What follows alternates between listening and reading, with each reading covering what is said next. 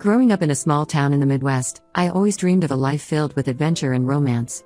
My parents, hardworking folks who ran a local diner, instilled in me the values of honesty and perseverance. But I yearned for something more, something beyond the familiar streets and faces of my hometown. When I turned 18, I made the bold decision to move to the city for college. It was terrifying and exhilarating all at once. I found a part-time job at a quaint bookstore to help pay for my expenses. Little did I know that this job would change the course of my life forever. It was a crisp autumn day when Ryan first walked into the bookstore. He was looking for a rare edition of The Great Gatsby, and I happened to know exactly where it was. As I reached for the book on a high shelf, our hands brushed, and I felt a jolt of electricity. Ryan was everything I'd ever dreamed of: tall, handsome, with piercing blue eyes and a smile that could light up a room. We started talking, and I was immediately captivated by his charm and wit. He was 24, already successful in his career as a junior partner at a prestigious law firm. Ryan asked me out for coffee, and before I knew it, we were spending every free moment together. Our whirlwind romance was like something out of a fairy tale. Ryan took me to fancy restaurants, bought me designer clothes, and even surprised me with a weekend trip to Paris for my 20th birthday. I was head over heels in love, convinced that I had found my soulmate. When Ryan proposed 2 years later, I didn't hesitate to say yes. The ring was gorgeous, a massive diamond that sparkled like nothing I'd ever seen. My parents were hesitant, worried that I was too young and that Ryan and I came from different worlds. But I was sure that our love could conquer any obstacle.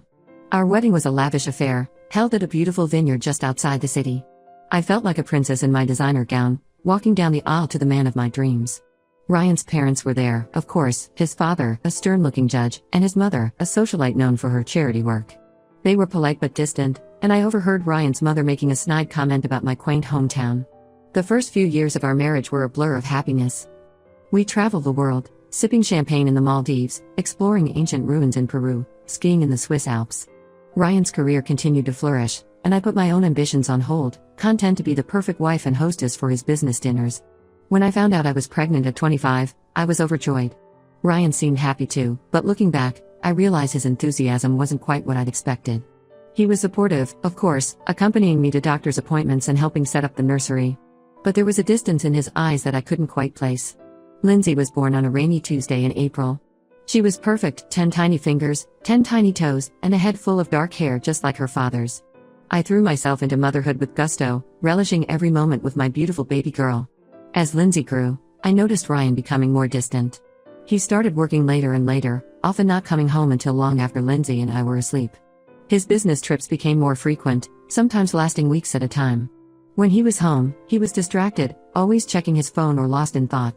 I tried to talk to him about it, but he always brushed off my concerns. "It's just work stress," he'd say, planting a quick kiss on my forehead before retreating to his home office. I wanted to believe him, to trust in the love we'd built together. Lindsay was a daddy's girl from the start. Ryan doted on her when he was home, bringing her expensive toys and taking her on special father-daughter outings. I was happy to see them bonding, even as I felt a growing distance between Ryan and myself. It was on Lindsay's 10th birthday that my world came crashing down. Ryan had promised to be home early for her party, but as the hours ticked by, he was nowhere to be seen. Lindsay was devastated, crying into the birthday cake I'd spent hours decorating. Frustrated and worried, I decided to check Ryan's home office for any clues about where he might be. As I rifled through his desk drawers, my hand hit a small lever, revealing a hidden compartment. My heart pounding, I reached inside. What I found shattered my entire world. Photos of Ryan with another woman, a petite blonde with a warm smile. And 2 children, a boy and a girl, maybe 7 and 5 years old. They were posed in front of a Christmas tree, all wearing matching sweaters and wide grins. My hands shaking, I dug deeper. Birth certificates for Tyler and Sophie. School records. And there, at the bottom of the pile, a marriage certificate. Ryan had married Amanda 3 years before he'd even met me. I don't remember much of what happened next. I know I somehow made it through the rest of Lindsay's party, plastering on a fake smile and making excuses for Ryan's absence. After the guests left and Lindsay was in bed, I sat in the dark living room, surrounded by deflated balloons and discarded wrapping paper, waiting for my husband to come home. When Ryan finally walked through the door past midnight, I was ready. I showed him what I'd found, demanding answers. His face went pale, then flushed with anger. He accused me of snooping, of not trusting him. But as I pressed for the truth, his defenses crumbled. The story came out in bits and pieces.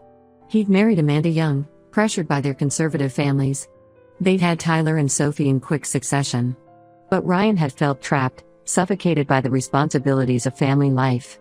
When he met me, he saw a chance at the excitement and freedom he craved. He swore he'd meant to end things with Amanda, but could never bring himself to hurt her or the kids. So he constructed this elaborate double life, convincing himself that he could have it all. I was numb with shock and betrayal. Everything I thought I knew about my life, about the man I loved, was a lie. I told Ryan I wanted a divorce. He begged me to reconsider, promising to end things with Amanda for real this time. But the trust was irreparably broken. The next few months were a nightmare. Ryan fought dirty in the divorce proceedings, using his family's connections to paint me as an unstable, unfit mother. He manipulated Lindsay, telling her that I was destroying our family out of spite and jealousy. Lindsay, always closer to her father, sided with Ryan. She refused to believe the truth about his other family, convinced that I was lying to hurt her beloved dad. It broke my heart to see my little girl look at me with such anger and distrust. The divorce was finalized when Lindsay was 11. Despite Ryan's considerable wealth, I was ordered to pay child support. He got primary custody, with me only getting visitation every other weekend. It felt like a cruel joke. I'd lost everything, including my daughter's love. The years that followed were a struggle to rebuild my life from the ground up. I got a job as an administrative assistant, slowly working my way up the corporate ladder. I moved into a small but cozy apartment, trying to make it feel like home despite Lindsay's reluctance to visit. Every attempt to connect with Lindsay was met with cold indifference or outright hostility. She parroted Ryan's lies about me being selfish and destructive, refusing to listen to my side of the story. I watched helplessly as my sweet little girl transformed into a stranger before my eyes. Now, at 32, I'm finally in a better place. I've got a good job as a project manager, a tight-knit group of friends who've become my support system, and I've even started dating again, though trust doesn't come easily anymore. But the pain of losing Lindsay's love still haunts me. I've missed so much of her life, her first day of high school, her first crush, her first heartbreak. I see glimpses of her life through social media, and it feels like looking through a window at a family that should have been mine. Yesterday, everything changed again. I was settling in for a quiet evening with a glass of wine and a good book when there was a knock at my door. I opened it to find Lindsay standing there, looking upset and conflicted. Confused but hopeful, I invited her in, my heart racing with a mixture of joy and apprehension. Little did I know, this unexpected visit was about to turn both our worlds upside down once again. Update 1 As Lindsay stepped into my apartment, I couldn't help but notice how much she'd grown. At 16, she was nearly as tall as me, with Ryan's dark hair and my green eyes. She looked around nervously, taking in the space that should have been familiar but was now foreign to her. I offered her a seat on the couch, my mind racing with questions. Why was she here? What had happened? As I handed her a glass of water, I noticed her hands were shaking slightly. "Mom," she began, her voice barely above a whisper, I need to talk to you about something." I sat down beside her, careful to maintain some distance. "Of course, sweetheart. You can tell me anything." Lindsay took a deep breath, then the words came tumbling out in a rush. "I found out about Dad's other family. Tyler and Sophie. And Amanda. It's all true, isn't it?" My heart sank and soared simultaneously. The truth was finally out, but at what cost to my daughter? "Yes, Lindsay. It's true. I'm so sorry you had to find out like this." Tears welled up in Lindsay's eyes. "I feel so stupid. All these years, I thought. I believed." She broke down, sobs racking her body. Instinctively, I moved to hug her, but she flinched away. The gesture hurt, but I understood. There was too much history, too much pain between us. As Lindsay calmed down, she explained how she discovered the truth. She'd been using Ryan's laptop to work on a school project when a notification popped up, a text message from Amanda. Curiosity got the better of her, and she started digging. It didn't take long for her to uncover the whole sordid story. "I confronted Dad," Lindsay said, her voice hard. "He tried to lie at first, but when I showed him what I'd found, he broke down. He told me everything. About how he'd been living this double life for years. About how you found out. About the divorce." She looked at me, her eyes filled with a mixture of pain and dawning understanding. "He said you tried to turn me against him. But that's not true, is it?" I shook my head, fighting back my own tears. "No, sweetheart. I never wanted to turn you against your father. I couldn't stay in a marriage built on lies. And I couldn't bear the thought of sharing the painful truth with you. Maybe that was wrong of me. I thought I was protecting you, But maybe I was just protecting myself. Lindsay nodded slowly, processing this information. I've been so awful to you, she whispered. All those things I said, the way I treated you. God, Mom, I'm so sorry. The apology, so long awaited, washed over me like a wave. But with it came a torrent of complicated emotions, relief, vindication, but also a lingering hurt that couldn't be erased with a simple sorry. I understand, Lindsay, I said softly. You were put in an impossible situation. You're a father. He manipulated both of us. We sat in silence for a while, the weight of years of misunderstandings and misconnections hanging heavy between us. Finally, Lindsay spoke again. I don't think I can go back home right now, she said. Being around Dad, knowing what I know now. I just can't. I was wondering. Could I maybe stay here with you for a while? My heart leapt at the prospect, but a small voice of caution held me back. Of course you can stay, sweetheart. But are you sure that's what you want? This is a big change, and we have a lot to work through. Lindsay nodded, looking more vulnerable than I'd seen her in years. I know. I need some space to figure things out. And I think I'd like to get to know you again. The real you, not the version Dad painted for me all these years. We spent the next few hours talking, really talking, for the first time in years. Lindsay shared more about her life, her friends, her struggles in school, her dreams for the future. I told her about my job, my hobbies, the life I'd built for myself in the wake of the divorce. As the night wore on, I could see Lindsay fighting to keep her eyes open. Why don't you take my bed tonight? I offered. We can figure out more permanent arrangements tomorrow.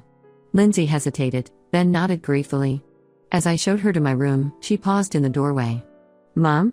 She said softly. Thank you. For not turning me away. After everything. I felt a lump form in my throat. You're my daughter, Lindsay. No matter what's happened between us, that will never change. I love you.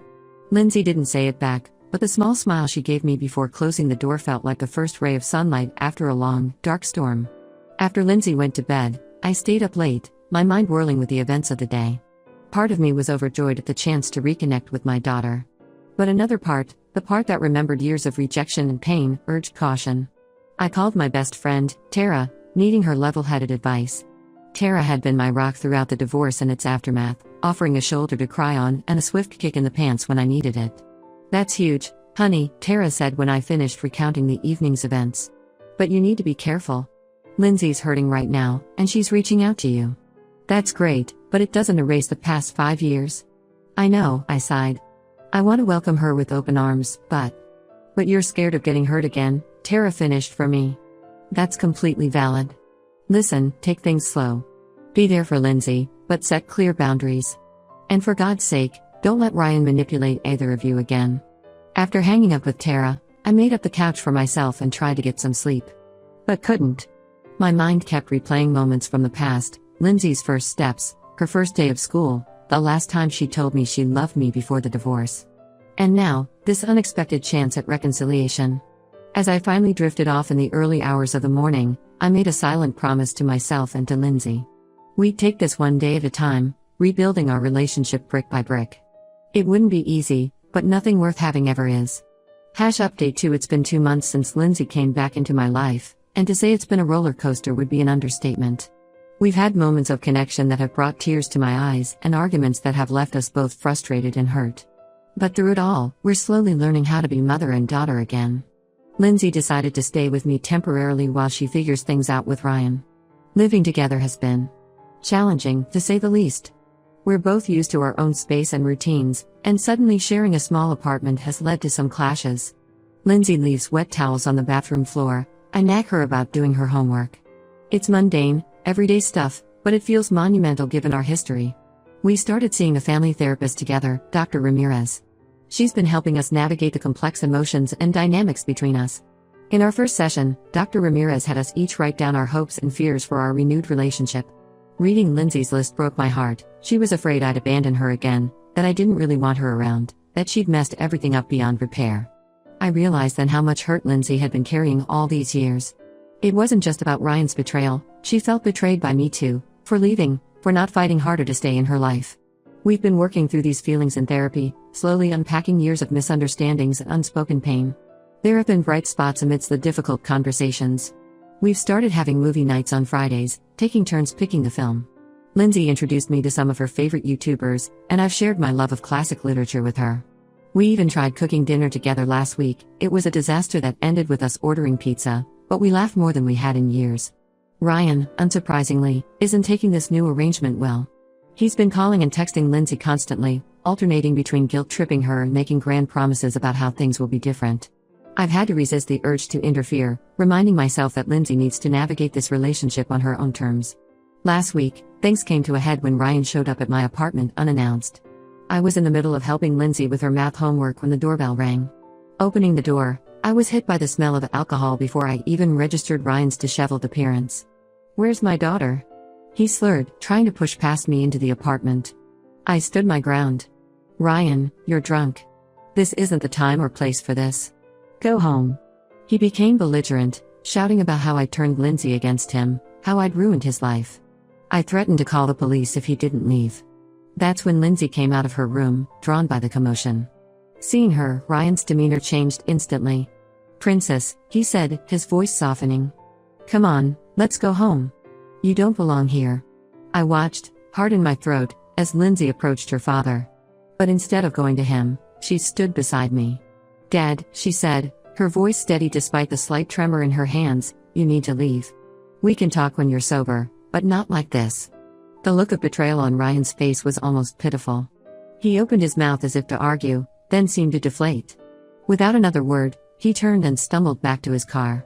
After we were sure he'd driven away, I called him a cab, not willing to risk him driving in that state. Lindsay and I sat on the couch in stunned silence. Finally, Lindsay spoke. "I'm sorry," she whispered. "I never realized. Was he always like this?" I shook my head. "No, sweetheart. You're a father. He's got his demons, but this isn't like him. I think he's struggling with everything that's happened." Lindsay nodded slowly. "Mom?" she said after a moment. "Thank you. For not badmouthing Dad, even after everything. And for being here."